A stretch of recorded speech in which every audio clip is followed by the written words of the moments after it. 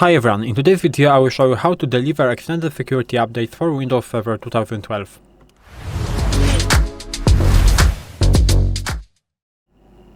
So, in this video I will show you how to deliver extended security updates for Windows Server 2012. As you can see, I am on the official Microsoft documentation page.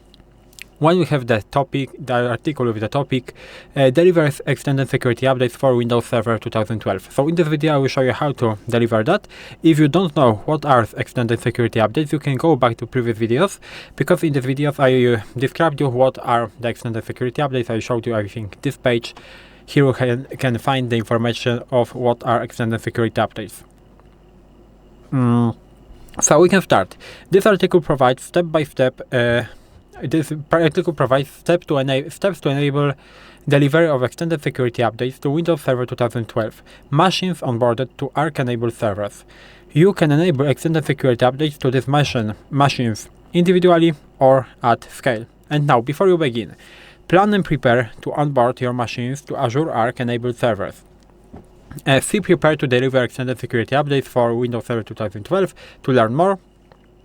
You also need the contributor role in Azure RBAC to create and assign extended security updates to Arc-enabled servers. So this is what you have to prepare before you begin. And now, how to manage extended security updates licenses. From the browser, you have to sign in into your Azure portal, and in the service menu, under licenses, you have to select Windows Server ESU licenses. This ESU means extended security updates, of course, but I will just read the shorthand. It will be faster, I think. Now you can make this photo bigger in order to read it. So as you can see, here we have the instruction, here we have the photo, and from here you can now view and create ESU licenses and view eligible resources for ESUs. And now, create Azure Arc Windows Server 2012 licenses. The first step is to provision Windows Server 2012 and Windows Server 2012 R2 extended security updates licenses from Azure Arc. You link these licenses to one or more Arc-enabled servers that you select in the next section. After you provision an extended security extended security update license, you need to specify which SKU, which is standard of data center, type of course, physical or record, and number of cores to provision and ESU license. You can also provision an extended security update license in a deactivated state so that it won't initiate billing or be functional on a creation. Moreover, the cores associated with the license can be modified after provisioning.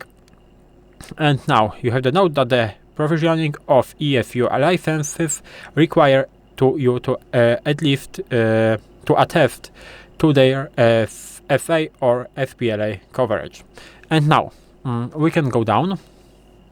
The licenses tab displays Azure Arc Windows Server 2012 licenses that are available. From here, you can select the existing license to apply or create a new license. So as you can see, in this red rectangle, you have the create button. You have to simply click on this. And now we have the point number 1, which is to create a new Windows Server 2012 license. Select create, and then provide the information required to configure the license on the page. For details, if you don't know how to do it, you can go on this site.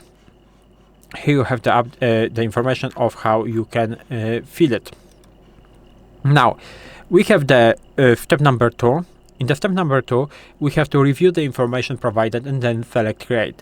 The license you create appears in the list. You can link it to one or more Arc-enabled servers by allowing the steps in the next section. Now, how to link ESU licenses to Arc-enabled servers. You can select one or more Arc-enabled servers to link to an extended security update license. Once you link a server to an activated ESU license, the server is eligible to receive Windows Server 2012 and 2012 R2 ESUs.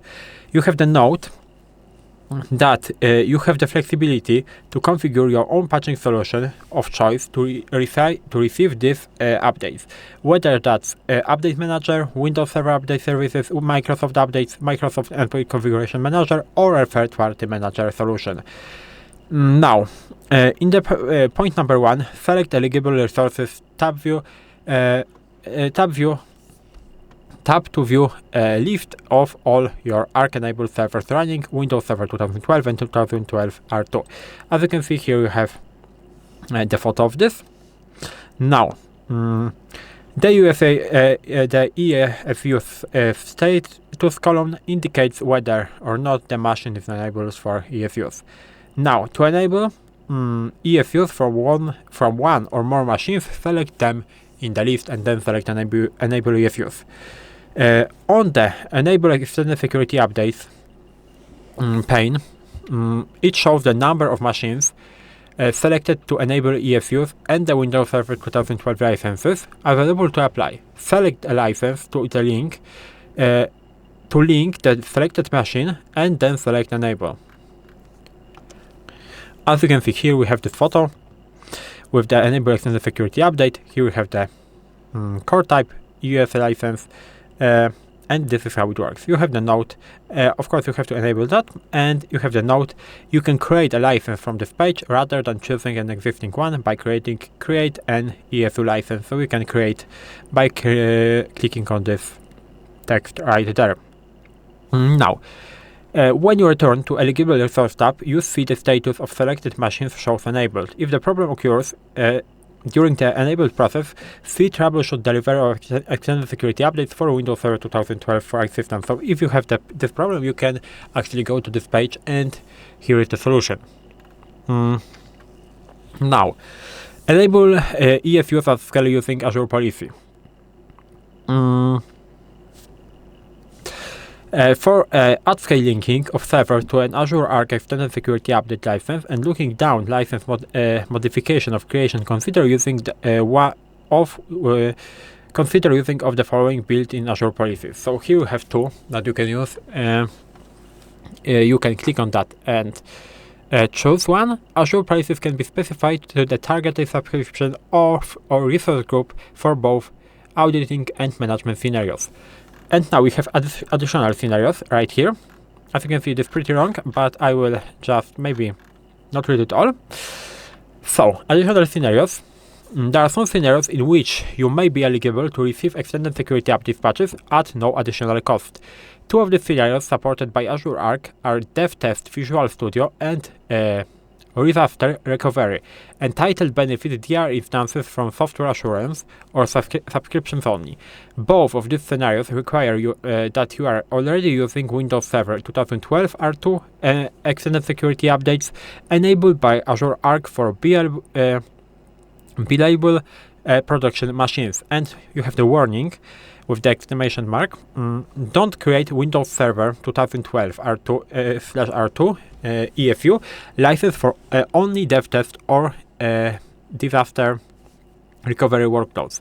You shouldn't provision an extended security license only for non-billable workloads.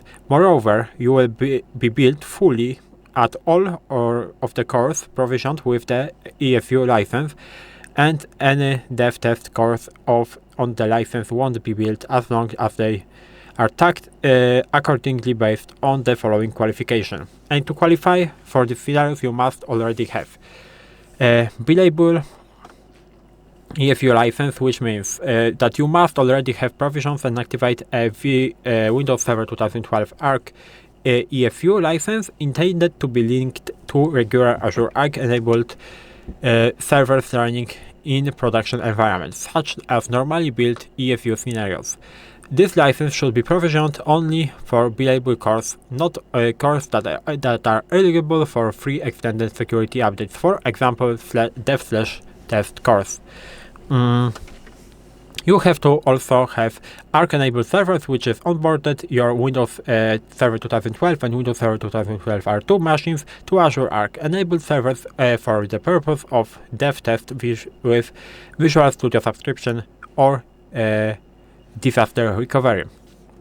Now, to enroll Azure Arc enabled servers eligible for ESUs at no additional cost, follow the steps to tag and link. First of all, tag both VF 2012 Arc ESU license created for the production environment with cores or only the production environment servers. Add the non-productive Azure Arc enabled server with one of the following names, value pairs corresponding to appropriate exception. So we have two names, either Visual Studio DevTest or disaster recovery. In the case that you are using the ESU license for multiple exception scenarios, marked license with the tag. Name ESU usage value VF 2012 multi-purpose.